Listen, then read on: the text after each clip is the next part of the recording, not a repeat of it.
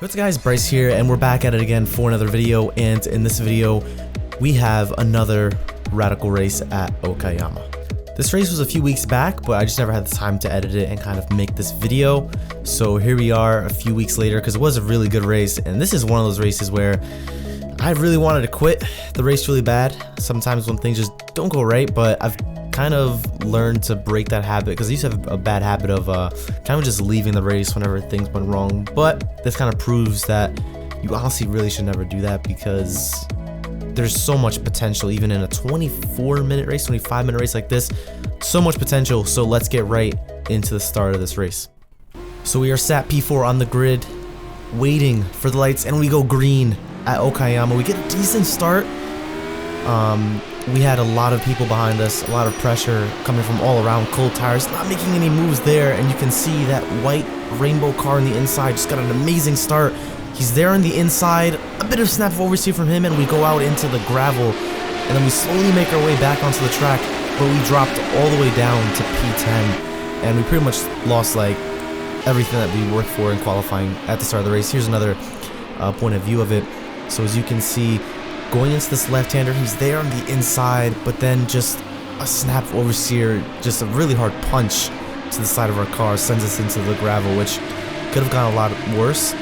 But we did lose 10 positions, and now I really needed to just kind of come back. Like I was really determined at this point to pass as many cars as I could, sitting in P10, already in P8 from catching 2 cars, and oh my god, a few cars almost crashed there, and this brings it up into P7 just from the start of the race. So already doing pretty well. Going down to the hairpin, a really tricky corner on this track. Just getting a late apex. Tires are still a little bit cold, and we have a car on the inside. We're just gonna dive down the inside and get that move done, moving ourselves up into P6, I believe.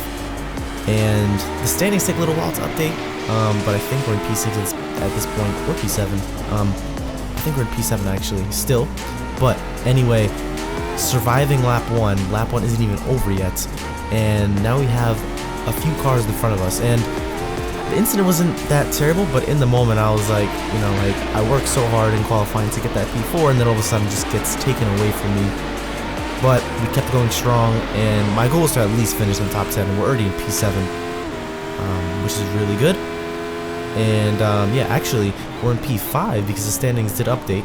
They take a little while, but at this point we're in P5 in this race, and we have this cyan car in front of us that we're working towards, and as we get closer you'll see it says don't hit me, so we're gonna try our best not to hit him, of course. So but yeah, I will be doing live streams very soon, maybe in like a week or so, because I just got over COVID, so wasn't able to race or do anything, so I missed the whole Brazil week, which just sucks because that was like my favorite track. Well, it is my favorite track ever. But yeah, I know you guys do enjoy the full races, and I'm gonna be live streaming as well. But whenever I have a good race and I don't record it, I'll usually save the replay like this just to do a little quick highlight video like you're seeing here.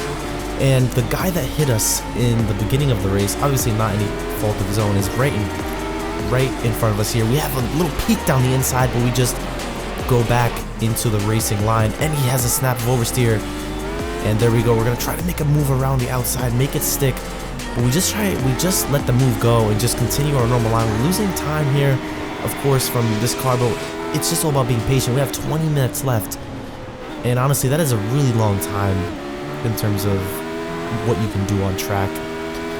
So you can see the white car that we had contact with is just 2 cars in front, so that was kind of like the big motivation to really just keep pushing, because I just wanted to pass him really bad, just out of frustration at that moment in time. But here we are, just pushing the limit. At this point I'm going 100% here, doing absolutely everything I can. Some points I have to back off just a little bit because I'm not going to throw the car down the inside and then it could go wrong. But when I'm catching, I'm just pushing this car 100% right now. The tires usually don't fall off till the 15-minute mark, and then it starts to get a little sketchy. But we're doing good here. And a few laps go by, we're still behind these 2 cars here, and you can see in the top we have 22 minutes remaining. They're having their own little battle here, so we're just going to try to kind of separate ourselves and just stay on this racing line. As you can see, he goes wide there, and that allows us to slip through as well. So we got a position there. But he's still behind us very close, but I knew for sure I was not going to let him pass me.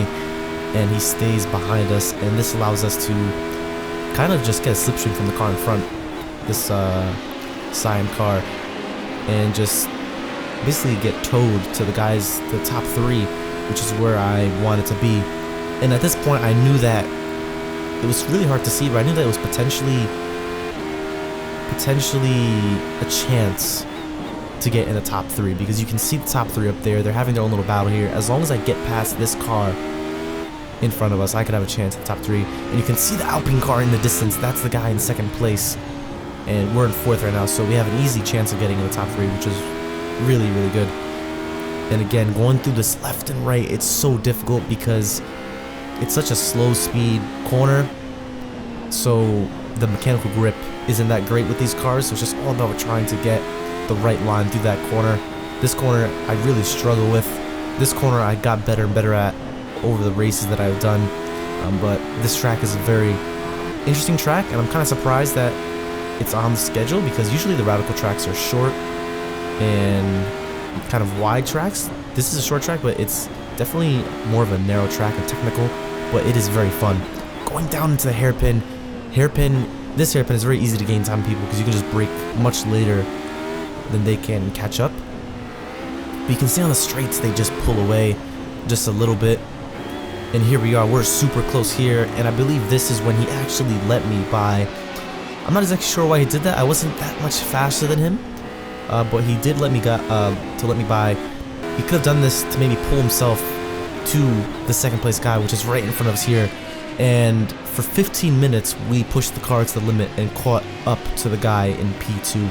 And we started in P4, dropped down to P10, and now we're sitting in P3, attacking this 2nd podium spot. So this battle here was a really, really good battle.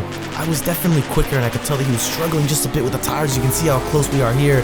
He has a snap oversteer. We almost go into the back of him, but we just tapped the brakes a little bit. Now we're on the back straight here, and we're just going to stay nice in that slipstream. Again, he covers the inside line, which is beautiful, because then it's pretty much impossible for me to go around the outside. With this banked corner, it's very, very difficult to go around the outside. So we're just trying to maintain and get a late apex. Again, just applying loads of pressure, just kind of peeking our nose on the inside to let him know that we do want to pass him as soon as we can, because it's 5 minutes left in the race, and this is pretty much all or nothing at this point. We've had damage throughout this whole race. I didn't really feel it affecting the car. We're going to the last sequence of corners here, just trying to keep it smooth, understeering out wide a little bit. The tires just can't keep up at this point in the race, so the driving style needs to be changed just slightly, braking a little bit earlier. And you could kind of tell just by the driving, I'm pushing the limits, but I'm not pushing them as much as I was before. I'm not going that close to the white line when we kind of enter a corner here. 4 minutes left in the race, and we're on the back straight again. We're gaining, but he's covering that inside line, which again makes it impossible for me to pass around the outside. We're getting a late apex here, and we're focusing on the exit so much. We have a little look down the inside, but again, there's 4 minutes left. I didn't want to make a risky move like that. We have a bit of time kind of to sit behind and pounce when the time is right. And you can see we're all over that curb on the outside. A little bit of slipstream here, but it's gonna stop once we go down to this left-right, which is such a fun part of the track. But again, it's really technical, and you just need to focus on when to apply that throttle and brake to get the smoothest line through there. You can see we're gonna flick the car into the right, and then for another right-hander, braking hard, and we're just trying to keep the car within the 4 lines and try to keep up with this guy. He was super quick in the corners, but the slipstream with the radicals is really, really good. And the guy in P1 was pulling away, so I knew it would be very difficult. He defends the inside once more. We're gonna brake late into the hairpin. Just not enough speed to carry it around the outside. The same situation as before, and I kind of realized that this situation was gonna keep on happening, so I needed to pass him elsewhere, because this was not going anywhere really. If I keep throwing it around the outside, you know, it's just not gonna work. So I needed to figure out something to do. So I decided that another good opportunity to pass is going into turn 1, but you need to get a really, really good exit coming out of out of the last corner in order to get that nice pass opportunity into turn 1. 2 minutes left, and you can see the gap is just a little bit more now. He is almost half a second now, almost 7/10 of a second. He pulled away just a little bit on this lap here. Again, the same thing as before. He's in the middle of the track now. We try to send it around the outside. I didn't want to go around the inside just yet. We have a minute left, so again, it's time, but time is running out at this point. And you can see we're focusing on the exit here. We get close here, a braking point, and then on the straight, he pulls away just a little bit. And you'll see here that this is where we almost passed him once more. I think it was here. Going to this corner, he locks the brakes and he goes wide a little bit. We're going to take this inside line, but then the inside turns into the outside, and he's going to brake hard into the right-hander, and he keeps his car in that spot. I could have been more aggressive there, but again, we have a minute left, and look how close we are now. Coming out this last corner, this is a perfect opportunity to pass him going into turn 1, and you can see, look how close we are now. He knows we're going to make a move. He moves almost to the middle of the track, making me decide to go the outside, the inside. I choose the outside because I will turn into the inside, and we swing it around the outside, almost ran a track there. We're all the way on the outside, but then it's going to turn into the inside, and we get the move done. Barely, but again, he's still right here, and it's a little straightaway down to this almost a carousel corner that goes up the hill to the hairpin. We brake super hard for this corner. I brake a little bit later, but I can see that he's focusing on that apex. And we're going to take a look at this pass once again. So we're going to move to the outside, brake later than he is, because we can open up the radius to that corner and just throw it around the outside. He's there, but again, now I have the inside line. Unless he braked later and swung it around there, I took this position back. He wasn't able to pass in the hairpin, and there's 20 seconds remaining.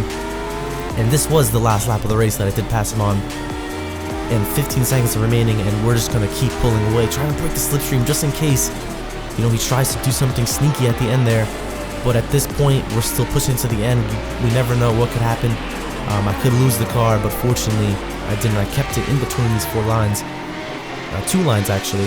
2 lines? I guess it's in between the white lines. But anyway, here we go, coming across the last corner here, and we come home in P2. In what was a really difficult race mentally, just trying, because after I passed the guy in 4th, I really could have just stayed content, but I really did push hard to catch this guy in P2, and we were able to pass him around the outside in the last lap, which was really a satisfying feeling when you work super hard to get that position. But that's going to be it. What a race. And again, if you ever find yourself in a situation like that where you kind of just make a mistake in the beginning, don't ever stop, don't ever give up, just keep on driving, and you will pass a lot of people just due to their own mistakes. Even in this top split, there's people just going left to right, off into the grass and everything. So just keep going, and slowly the iRating will keep on climbing, which is what we're doing. So that's going to be it for me. Hopefully you enjoyed. Thank you guys so much for watching, and I'll see you in the next video, guys. Bye-bye.